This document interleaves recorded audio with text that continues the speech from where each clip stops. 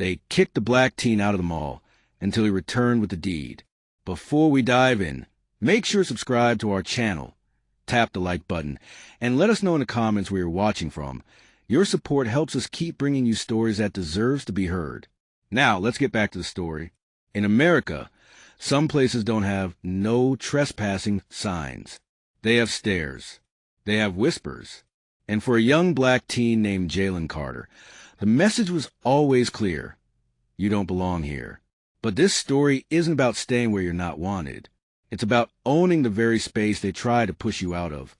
Brookshire Mall was the pride of Riverton City.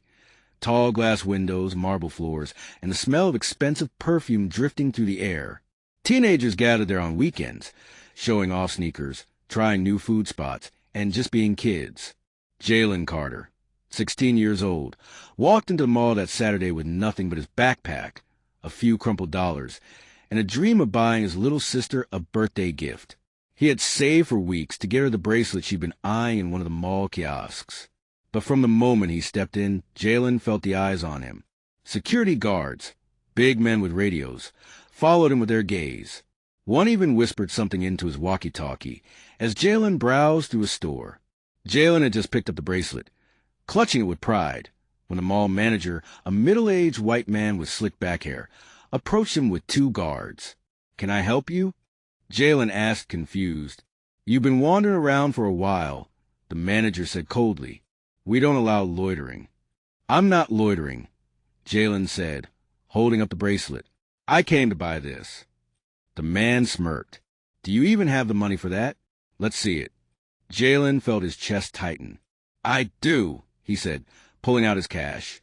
But the humiliation burned. It wasn't about the money. It was about the way they looked at him.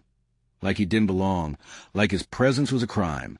"Sir," one of the guards said, "we're going to have to ask you to leave." "For what?"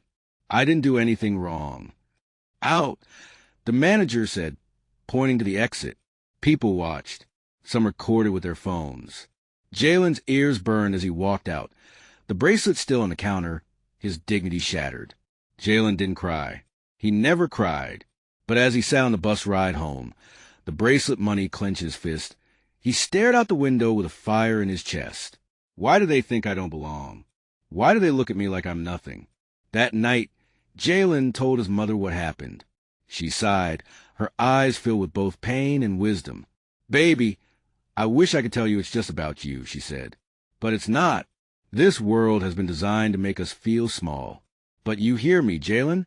Don't you ever let them decide your worth." Those words stayed with him for years. Fast forward 8 years. Jalen wasn't the same boy they kicked out of Brookshire Mall. He was now 24 years old, with a degree in finance and a small but successful real estate business. Life hadn't been easy. He worked nights, studied until dawn, and saved every penny he could. But every time he walked past that mall, he remembered the humiliation. Then one day, Jalen heard a rumor. Brookshire Mall was struggling. Sales were down. Stores were closing. And the owner was quietly looking to sell. Something clicked inside Jalen. What if I bought it? At first, it seemed impossible. The asking price was millions. But Jalen had connections now. Mentors who believed in him, business partners who trusted him. Piece by piece, he pulled the funding together. It took almost a year of negotiations, but finally, Jalen Carter signed the papers. Brookshire Mall was his. The day Jalen walked back into the mall, it was like a scene from a movie. He wore a crisp black suit, polished shoes, and the kind of quiet confidence that comes from knowing who you are. The same manager from years ago, now older, with gray streaks in his hair, saw him walking in. "Hey, you can't just—" The manager started, but Jalen raised his hand. "Actually," Jalen said calmly, "I can, because I own this place now." The manager blinked, his mouth slightly open. "You what?" Jalen reached into his briefcase, pulling out the official deed, the ink still fresh. "This mall," he said, placing the papers on the front desk, "belongs to me." Word spread quickly through the mall. Store owners, employees, and even customers gathered around as Jalen stood in the main atrium. "I was 16 the first time I came here," he began, his voice strong but steady. I came to buy my little sister a birthday gift. Instead, I was humiliated. I was told I didn't belong. He paused, letting the weight of his words sink in. But today, I stand here not as that scared kid, but as the owner of the very place they tried to push me out of. This isn't just my victory. This is a reminder to every young black kid out there. You do belong, and no one gets to tell you otherwise. The crowd erupted in applause. Some people wiped away tears. One of Jalen's first moves as owner was to change the culture of the mall. He fired the manager who'd kicked him out years ago, not out of revenge, but because the man represented everything Jalen wanted to dismantle. He set up new community programs, turning empty storefronts into youth centers and spaces for small black-owned businesses. He even gave local teens their first jobs, telling them, "You don't have to feel like a guest here. This is your space too." One quiet evening, long after the shops closed, Jalen walked through the empty halls of the mall. The same halls that once echoed with his humiliation now echoed with his footsteps of victory. He whispered to himself, "If 16-year-old me could see this, he'd know that no pain is wasted." Every no, every insult, every closed door, it all led to this. Someone had recorded Jalen's speech the day he returned with the deed. The video went viral, reaching millions of viewers. The comment sections were flooded. This is the definition of a comeback story. From kicked out of owning it, legend. This gave me chills. Respect.